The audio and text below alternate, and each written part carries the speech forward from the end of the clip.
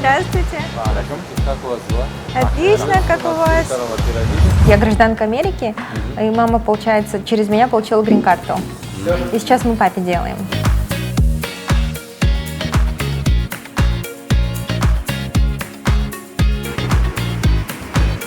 Пойдемте, это вот наш дом. Да.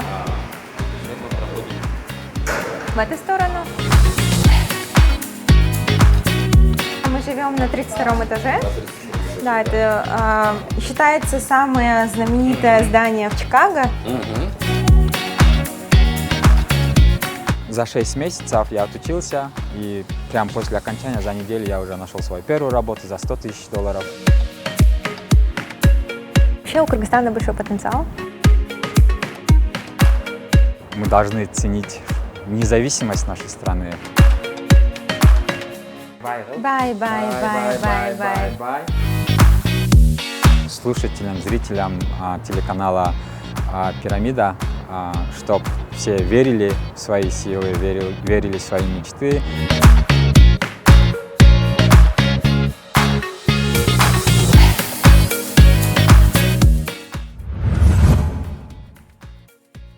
Провальное на первый взгляд событие привело молодого студента из Каракола к таким достижениям в Штатах, о которых сам герой не мог догадаться. Приехав сразу после школы, выпускник турецкого лицея Сапат Аскар Мусаконов поступил в Американский университет на программиста-инженера, где отучился 4 года. Но чтобы воплотить в жизнь желаемое, этого оказалось недостаточно. Потом искал стажировку, где-то 3 месяца. Где-то прошел 10 интервью, все интервью я провалил. После каждого интервью я просто просился, чтобы меня взяли на бесплатную стажировку, потому что я всегда верил, что я хочу быть в IT, и чтобы зайти в индустрию, тебе нужен опыт, знания, которые я получил в колледже, было недостаточно получить работу, даже стажировку, да, то есть именно проблема в образовании в высших вузах, именно в сфере технологий, она не только в Кыргызстане есть, она есть по всему миру.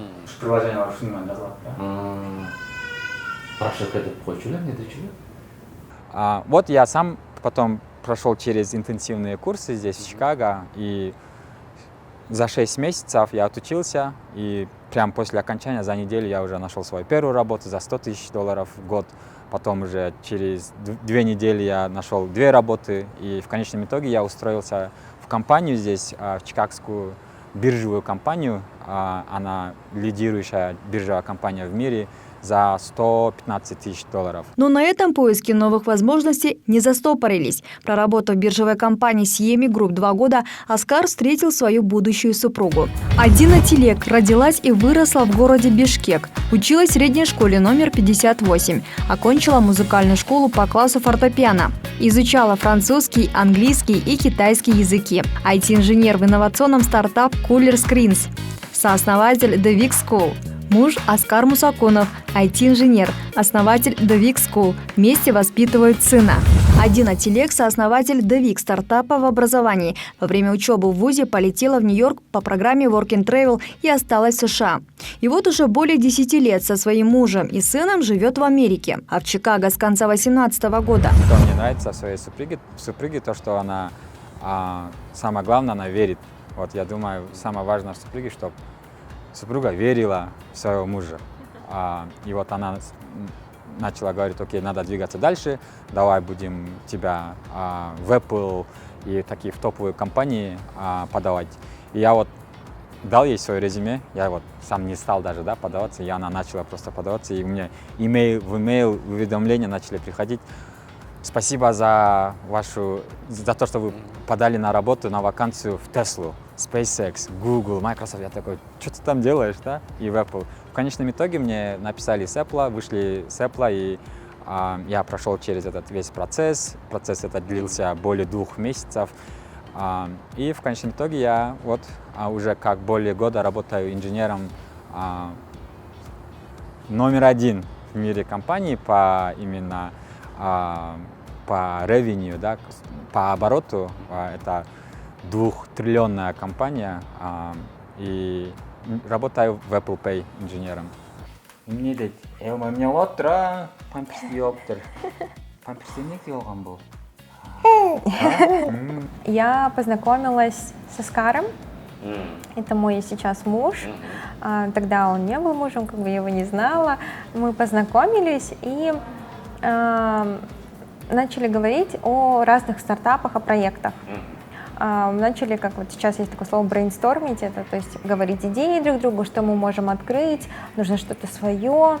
На тот момент я работала сама программистом в компании Cooler Screens, это стартап в Чикаго. И Оскар работал в CME Group, это тоже компания биржа, трейдинговая тут в Чикаго. И в один день он мне позвонил и говорит: слушай, я решил открыть школу программирования. Приходи, я буду преподавать Java, а ты будешь преподавать soft skills. Java — это язык программирования, то есть он хотел преподавать программирование сам, а мне предложил преподавать гибкие навыки. Как коммуницировать, как проходить интервью и так далее. Потому что я была одна из передовых людей, кто получил 5 предложений о работе, выпустилась раньше. Сильная сторона — это моя, это гибкие навыки. Он очень силен в программировании, и мы решили скомбинировать вместе и преподавать. Так, параллельно 28-летний Оскар вместе со своей супругой Садиной запустили бизнес – IT-школу The Week School. Это школа интенсивных курсов, готовят и обучают программистов, помогая достичь своих целей максимально эффективно и быстро. Начиная с 2019 года и на данный момент более 200 выпускников смогли устроиться на работу в самые востребованные компании Америки, такие как Apple и Google.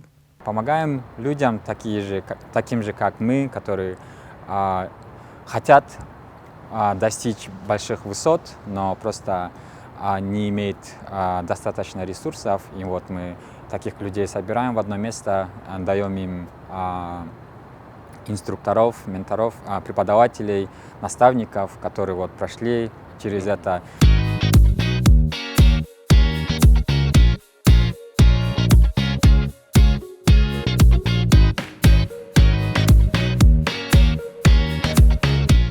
Наша школа, наш семейный бизнес, и мы обучаем программистов именно с нуля за 6 месяцев, как можно обучиться IT-профессии.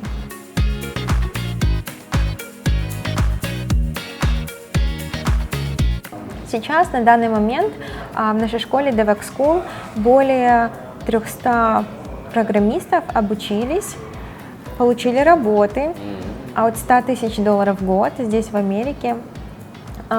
И студенты есть не только из Америки, но и из Кыргызстана, из Дубая, из Европы. То есть у нас сейчас курсы просто на весь мир.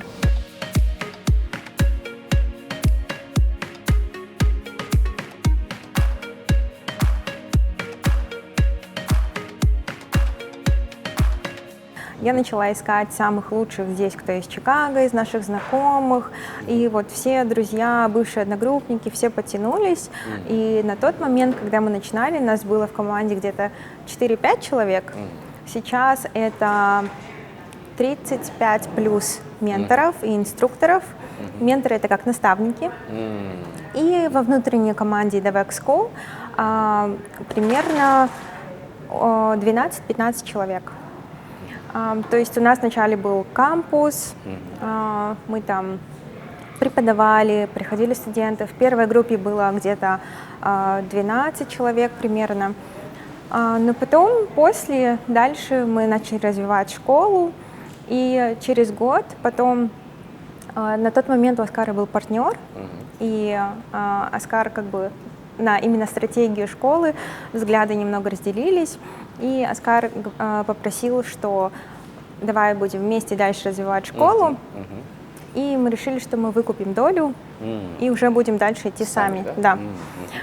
Вот с тех пор мы пошли именно в онлайн-формат, мы поменяли формат немного, все пошло онлайн. И вначале это был только один курс. Курс назывался SDET, это именно мы обучали на тестировщика. Но сейчас, на данный момент, у нас есть 5 курсов. Это SDET-тестировщик, UX/UI дизайнер, это Data Science Machine Learning, это именно про инженеры, которые изучают структуру данных. Это The Week to Google, это такой курс для продвинутых, те, кто хочет пойти инженеры, уже у которых есть опыт, они хотят устроиться в такие компании, как Google, Apple, Amazon. Вот.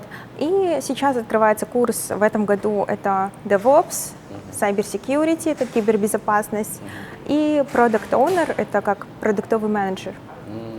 Вот. А школа начала как бы последние именно 2 года очень хорошо развиваться. Студенты к нам приходят вначале, это были наши соотечественники, кыргызы, но потом зовут своих друзей, начали приходить украинцы после постсоветского пространства. Затем мексиканцы, американцы, сейчас это просто интернационал, есть разные люди, и страны тоже с пандемией у нас подключились Дубай, Абу-Даби, это вот страны Персидского залива, потом из Кыргызстана тоже есть студенты и студенты из Европы. Как нужно пройти интервью, как составить резюме. А если это еще и резюме программиста, то совсем из другой песни. Это и собственный стиль и навыки. К тому же в американских компаниях есть фильтр, который автоматически сортирует поступающие заявки по категориям. И даже несмотря на то, что специалист талантливый, без правильно составленного резюме, соискатель вполне может и не дойти до интервью-собеседования. Ну а самое главное, по словам Адины, это гибкий график заявки, который позволяет в разы сэкономить время, например, для студентов. 6 дней в неделю, с понедельника по пятницу, это с 6 до 9 вечера по чикагскому времени, и в субботу это с 10 утра до часу обеда.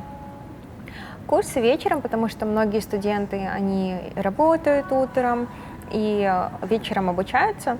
И еще наши преподаватели, инструкторы, у нас такая особенность, то, что мы просим наших преподавателей должны где-то работать.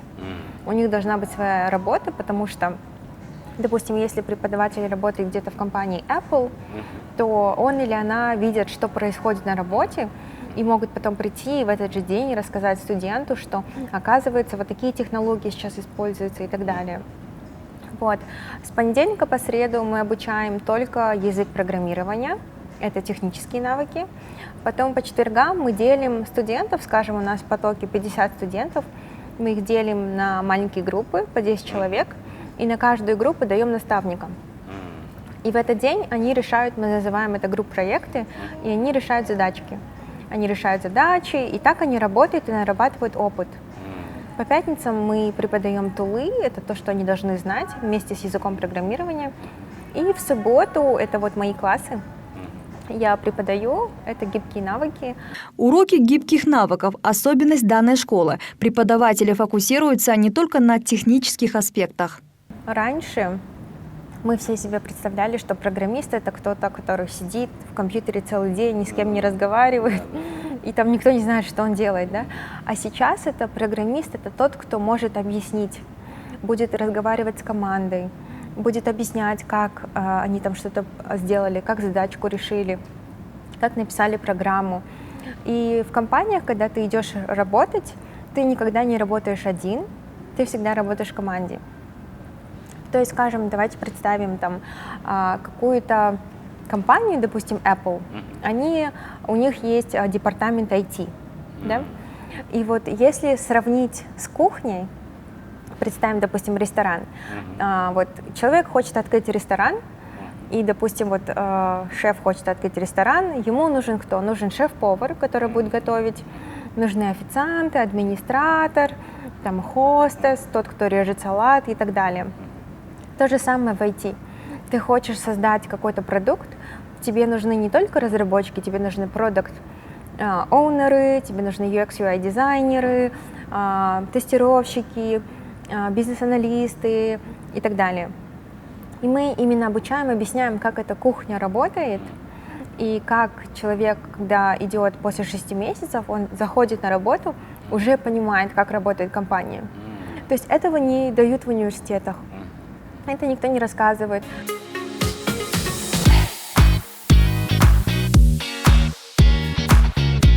Чтобы проучиться в нашей школе, допустим, никаких навыков не нужно, опыт, какой у тебя есть, тоже не важен, возраст не важен. У нас есть мой любимый пример. 2 недели назад получила работу и девушка, которая у нас проучилась, Динара Дже, ей 60 с чем-то лет. Она проучилась на программиста, у нее есть хороший английский, и вот она получила работу.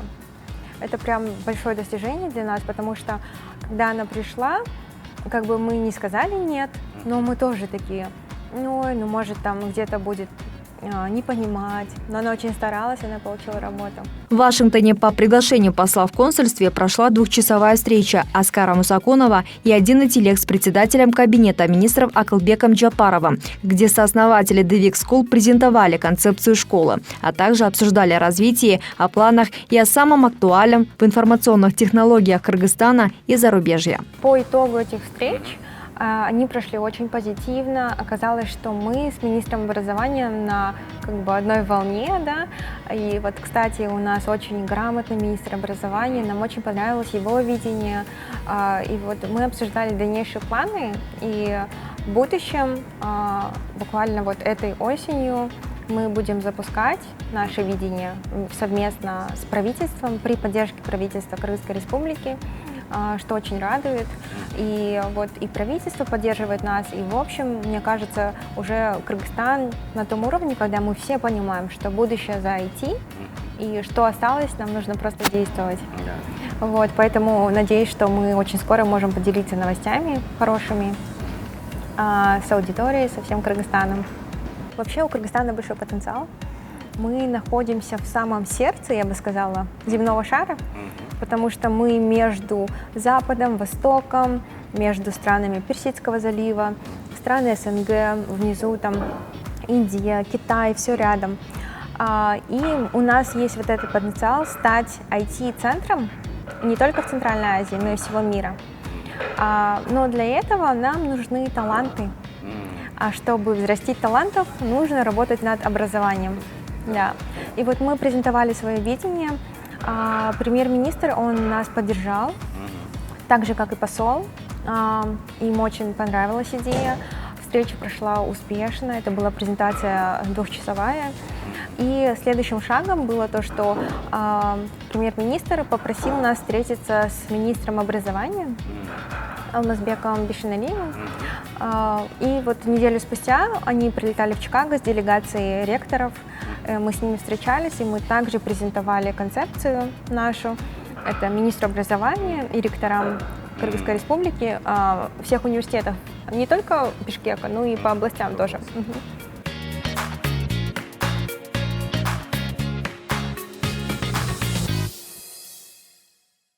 Именно в Америке такое качество, что люди все открытые, добрые, приветливые, позитивные.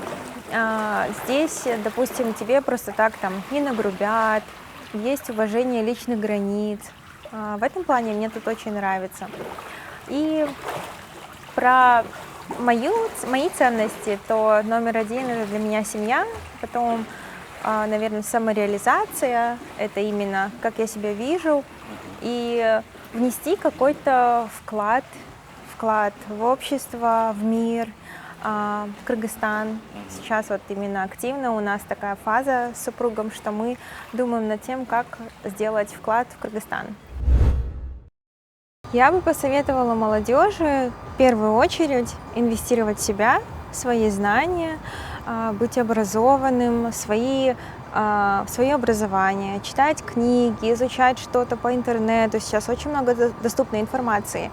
Второе — это, наверное, налаживать связи. То есть люди — это ресурсы, и знакомиться с разными людьми. Допустим, ты кем-то хочешь стать, и ты знаешь такого человека, познакомиться с этим человеком, понять, как этот человек добился успеха, понять его какие-то инструменты к этому успеху. И стараться вот налаживать такие связи, чтобы твое окружение на тебя влияло, а оно влияет. И вот именно работать над качеством окружения. Еще бы посоветовала верить в свои мечты, в себя, мыслить позитивно, потому что все, что мы говорим, есть такое свойство, что это сбывается. Говорить в позитивном ключе, верить в свои мечты, следовать им, быть всегда таким оптимистичным. И обычно таким людям везет. Вот, и из образования я бы сказала, что есть сейчас направление IT, это вот то, что я стараюсь донести до молодежи. И вот если вы хотите туда же, я бы посоветовала молодежи изучать английский, потому что это нужный язык именно в мире IT. И второе, это вот начать изучать профессию IT. Цели, они достигаются за год, да, не за 2 месяца, не за 6 месяцев. И главное это понимать и идти к этой цели, всегда Спасибо. все сбудется. Спасибо большое. Не зря же говорят, за каждым сильным мужчиной стоит сильная женщина. Да, я верю в это. Успехов Повезло вам. с мужем Да. просто. Счастья вам, любви, Спасибо. да, Спасибо. долгих лет жизни, чтобы не болели. Мы всегда, как говорится, душой и сердцем чувствуем, что наши кыргызы здесь, за границей, все равно бьют Да, с патриотизм. душой и сердцем переживает на Кыргызстане. да? Сердце горит Точно так же Кыргызстаном. мы переживаем вас, чтобы все у вас, все планы, которые есть, цели, чтобы сбылись. Спасибо большое. Спасибо. Вау. Вау. Лакоста. Спасибо. Очень классно. Платок вам от Латвии Бишкек. О, спасибо большое. Надо вот так делать. Классно.